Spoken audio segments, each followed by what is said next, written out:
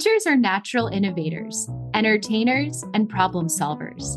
They dream of growing old into the profession, teaching their kids' kids. But sometimes career goals shift, and that makes opportunities outside of the classroom seem intangible. Questioning, who am I if I'm not a teacher?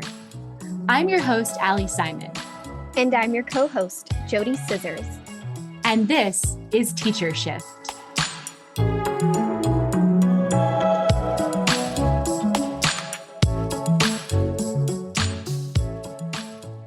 Teachers wear many hats, making them multi-skilled and adaptable to different work scenarios.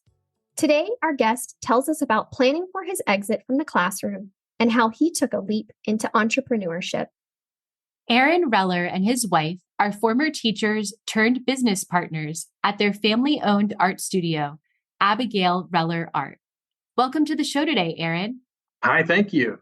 Well, I have been following your art business page on Instagram for a while, and I just love the work that you all do. I'm still trying to convince my husband to set up a session because I just think it's the coolest. So if you haven't heard of Abigail Reller Art, you definitely need to follow them on Instagram. And when I learned through the page that you had left teaching to join your wife in the family business full-time, I knew that we had to have you on the podcast. So thanks so much for joining us today. You guys are really representing New Orleans. I think this is our fourth New Orleans guest, if I'm counting right. And Allie's right. The art is beautiful. I'm totally inspired just by the mission itself. So congrats on that endeavor. It's really lovely work. Thank you. And so what I just learned before this interview is that you and your wife were both teachers. So can you tell us a little bit about that? Abby and I actually met teaching. So just a little background. So I taught Spanish for 14 years, and I never saw myself becoming a teacher. And I had a really life-changing study abroad experience, and I'll attribute a lot of that positive experience to my host family that I was living with in Mexico. And afterwards, it just seemed like a no-brainer. Like, I loved Spanish. I wanted to teach it. And so I did a teaching program through Notre Dame called ACE, Alliance for Catholic Education. And they placed me in a school called St. Joe in Madison, Mississippi. I had a 2-year requirement there. And then I stayed on for 3 years after. And the third year of my teaching career, so the first year that I decided, on my own to stay in teaching and to stay at St. Joe, instead of going back home, which is Minnesota, I met my now wife, Abby. I moved some books into her classroom and then helped her build a bookshelf.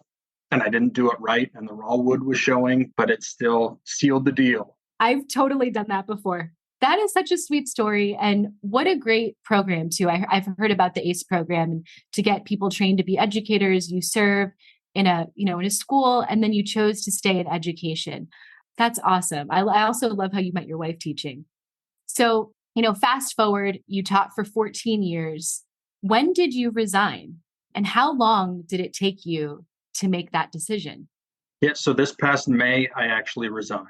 So I started in August of 2009, and then just resigned this past May. And I've been working with Abigail Reller Art since then.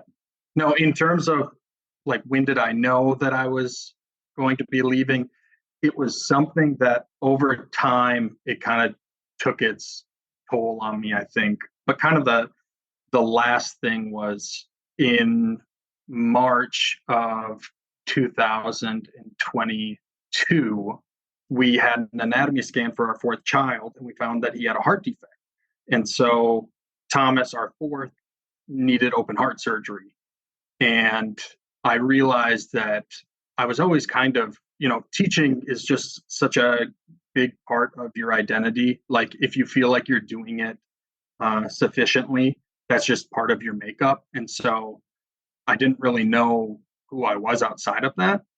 But when that happened, I knew that that's a scary thing. The identity part, it kind of just shrunk. The things that scared me before that, I realized weren't the really super scary things for me. And so when that occurred, The school that I was at, I just have a great respect for. They really knew that I needed to be with my family. But even when I came back after the first quarter of this past year, I just wasn't the same, you know? And I felt like students need creativity and they need enthusiasm and they need a motivated teacher. And I didn't feel like, as a teacher, you feel guilty, like you don't want to let anyone down. You know that there's a teacher shortage. You don't want to let down your colleagues who you've grown close with. You don't want to let down your students who are like the best part of the job, but you don't want to let down your family. So I knew for a while. Well, I can really relate, Aaron, because that's a very similar story to mine. I left teaching at the end of the school year because my daughter got sick in February, March of that year, and she's okay now, thankfully. But it really put things into perspective for me. Like, I thought I would always be a teacher. I loved teaching, but it made me realize that it's very demanding and you can't really be all in to that and all in for your family at the same time. And you're really the first person that I've heard have such a similar story to mine, that made you take that step back. How's your son doing now? He's doing well. He recovered after the surgery. He just turned 1 back in July. And so we're very grateful for just brilliant minds who are at work and hands that were at work with him. But it's just one of those things that kind of leaves a stamp on your heart, like it just changes you forever. And so I knew that I couldn't go back to teaching. My heart was elsewhere. And I also knew that with where we were with the business, it was doing well. And if we didn't take our shot, then it was maybe it would continue to do well, maybe it wouldn't. But we wanted to have our shot at, okay, if all this doesn't pan out, I want to make sure that it's because of us. I want to make sure that this was something that we can look back on and say, we gave it everything and it just didn't work out. And so this is like, once you leave teaching, you think, okay, well, we talk about this identity part.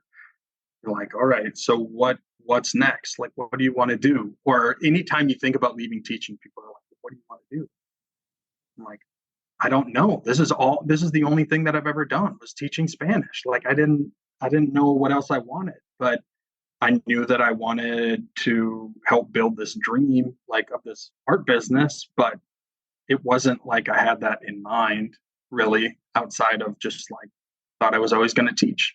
You left to put family first and you left to build a dream. And those are two really big reasons to keep someone motivated for their next step. And that's awesome that you did that. I left for a completely different reason, but in that equation, being there for my family was part of it because I had spent 13 years giving everything to my students and their families, going to even events outside of school to be there for them, providing language services, tutoring, just going beyond what I was allotted for in the time frame that you're paid for as a teacher.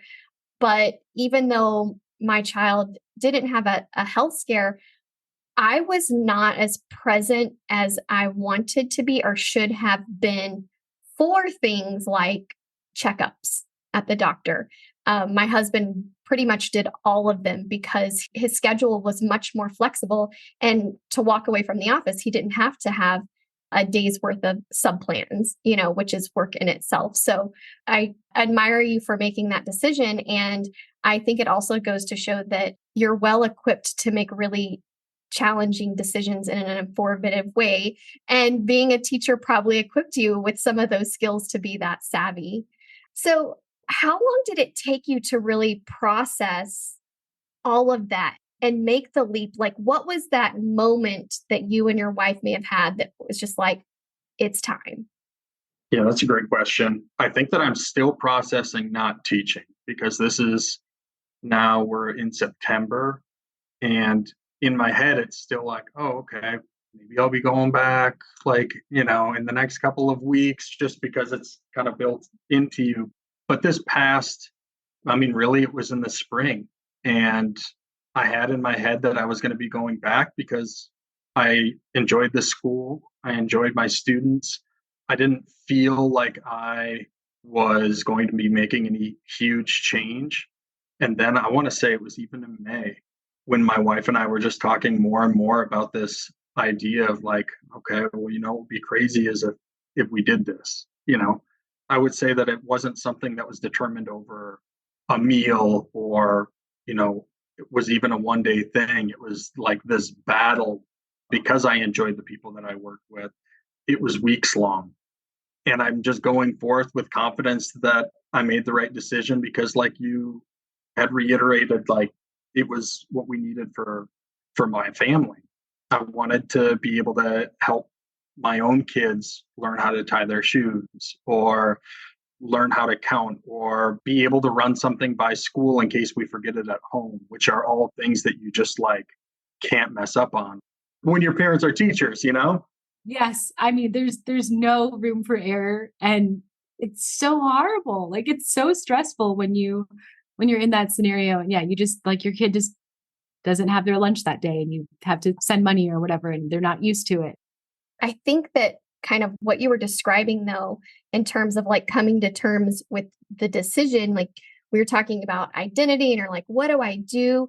But really, like there is that part, this like discovery part of like, what am I going to do? But the leaving part, it wasn't the work I was afraid of leaving. It was the people, my colleagues, the families I never got to teach. That was really a struggle. And it wasn't the day-to-day like tasks that I was completing. Yep. Relationships for sure. Or the kid who said, "Oh, next year you'll have my little brother."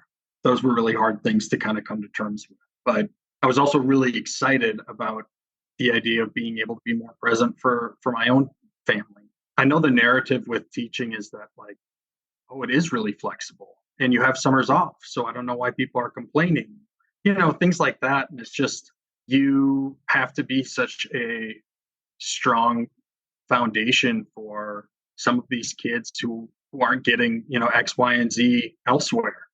And that's a really tough position to be in when you're taking care of your own family too. You're now in this new position where you're wearing an entrepreneur hat, which is awesome because we think teachers make really great entrepreneurs. But aside from talking specifically about entrepreneurship, something that comes with that is the decision for how to take care of your family in terms of benefits, such as health or retirement or some things like that. So a lot of our listeners are nervous to leave behind the benefits. What was that like for you, and how did that play into your decision to leave? Yeah, so it didn't feel real when we started kind of searching. We were lucky to talk to a few different people in insurance, and they led us to someone who specializes in plans for husband-wife owned companies. And so we were at least able to get answers as to, okay, in my head, it was always, well, if I were to ever leave teaching, like that's health insurance right there. Like that's a really big expense. I mean, that part hasn't changed. Like it still is a really big expense. But I also look back and think, oh, like this was one of the things that scared me about leaving was like the health insurance part. We'll figure it out. Like we'll make it work. Like I don't have any regret with that. Like it's scary and it's super expensive, but like that kept me in the classroom for longer than I realized because I just thought that was something that I would never overcome. Like, well, the smart thing to do, you have a job with health insurance. Like, why would you leave that? I think that's part of the narrative that keeps teachers who want to start their own business or go and do something, maybe not work for another employer in the classroom. And we heard that before from another guest who started their own art studio, that was like her one hang up was that she was worried about the health insurance. And it was her mom, I think, saying to her, if that's it, that's the one thing. And it's not to devalue the benefits that teachers get, like not at all, but it's that there are options. And the fact that you just gave very specific advice about how to do that when you have a small business, that's great advice. That is great advice. Of course, these things all factor into your decision, but that doesn't have to be the reason why you don't make a decision that overall is best for your family. Maybe it's a little bit more than you had expected, but also your earning potential can be more than what you're making in the classroom as well. So back to the entrepreneurship, what hats do you find yourself wearing in this new endeavor? You have all these like skills as a teacher. Do you find that you're transferring them into the business? What does that look like for you in this new role? There's such a learning curve with it. I'm so used to this structure of, okay, well, what did I have in my lesson plans? What was I going to be doing during this period from this time to this time? And like the structure just doesn't look the same now than it did. And that's not necessarily a bad thing. My focus has been growth, expansion, like brand alignment, media relations. So again, it's still like a jack of all trades, much like in teaching, but I feel like I can really champion for my wife and what we have built together. And so, not to say that I wasn't passionate about teaching or what I was doing with my students, but I'm also just really proud of what I've been able to build with my wife. And so every day looks a little bit different. And then there are some days where one of our kids wakes up and they can't go to school because they're sick. And I know that I've got to switch the hat for that day. And I know that we're going to have to push things back because it just looks different. But it's not a problem. It's definitely an opportunity to be able to do things that I just never thought that I'd be able to do. And like there's a whole different world out there, like a huge world out there. And I was just living within the confines of this school atmosphere for so long that like the rest of the world doesn't run on school time. The atmosphere is a big part of it because you're right. Like your day, every part of your day is planned down to the minute. And it's not just that, it's like you go a lot of your day sometimes, or at least I did, without even interacting with an adult because you're just with students all the time. And there's the lounge and then there's after school activities and just the ambiance. It is like a fully immersive type of job.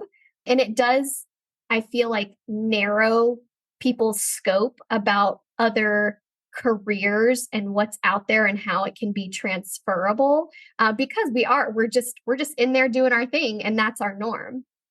Yeah, I think when you first leave teaching, there's so much to process because you are used to like this really regimented schedule or, like I'm by nature a planner. So for me, like I like to have things planned out, but in the real world or the, not teaching world, and teaching also can be unpredictable, but like, you have to go by other people's plans or schedules, especially I think when you're providing a service, right? Because you have clients that you're working with as well. But I think it's really like, for me, it took me a long time to get used to what my life was like not being a teacher. Like, who am I if I'm not a teacher?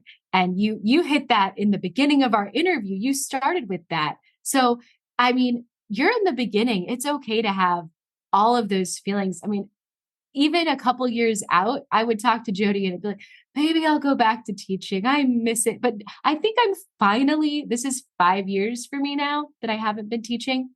I think I've finally realized that now that I am used to a non-teacher life, it would be very hard to go back. I'm not saying I wouldn't. I still do think about it sometimes, but it would be hard because like you could plan a family trip now. You could miss 2 school days and your kids could, I don't love it when my kids miss school, but like your kids could miss 2 school days over a 3-day weekend. You could take a family trip. Whereas a teacher couldn't really do that. Oh, I miss just the joy of seeing children learn. That's the essence of what I miss is just the joy and then friendships. But lifestyle, it would be really hard for me, I feel, to adapt back to that. I don't think it'll ever go away that I miss kids learning. I mean, it's joyful to learn yourself, but then to see the impact of your own instruction, it always feels good.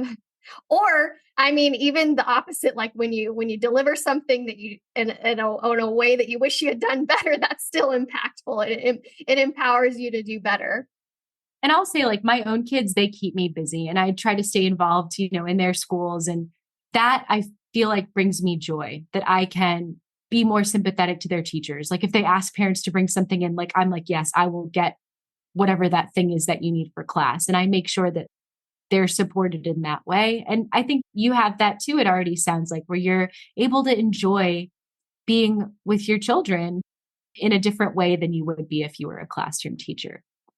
So to kind of end our episode today, what advice would you give someone who might be in a similar situation as you? They're thinking about leaving, but they have something that they're looking forward to transitioning to. What would you tell someone?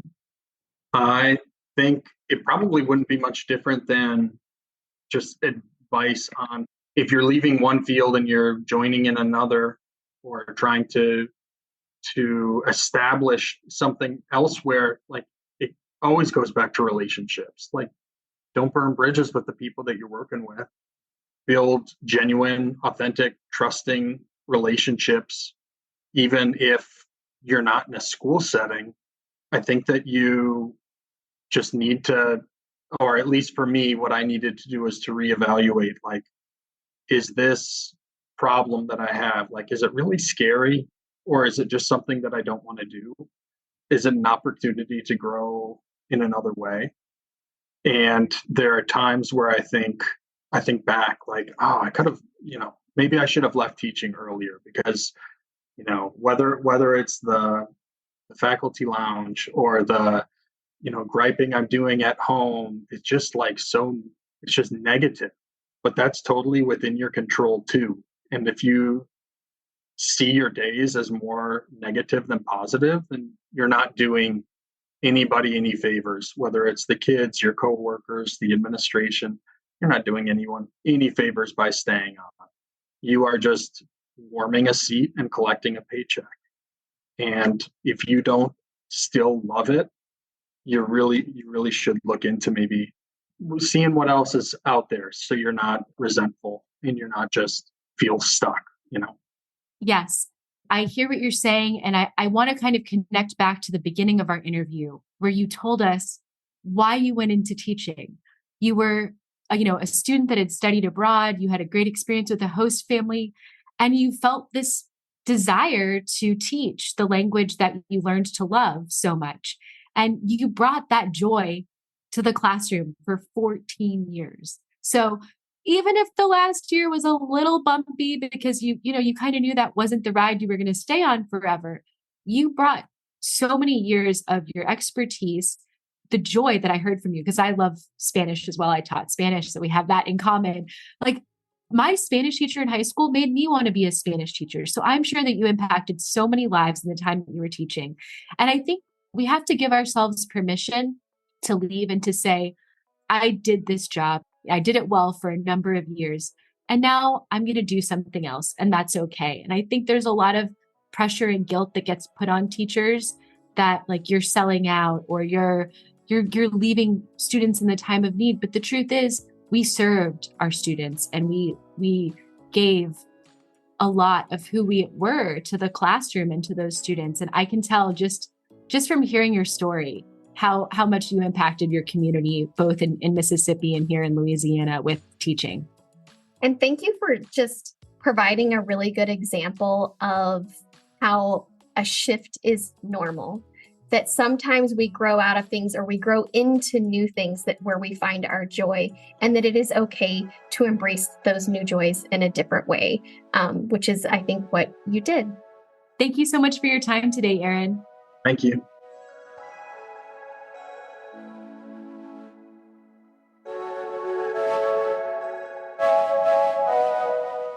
Are you interested in suggesting a topic for Teacher Shift, being a guest, or recommending a guest? Please see the episodes page on our website to make a submission. And if you'd like to write for us, see our blog page. If you liked Teacher Shift, give us a 5-star rating and follow us on Instagram, Facebook, Apple Podcasts, Spotify, and Amazon Music. Today's episode was written and recorded by me, Ali Simon, and my co-host, JoDee Scissors. Executive produced by Teacher Shift. Produced and edited by Emily Porter. Original music, Emoji by Tubebacker.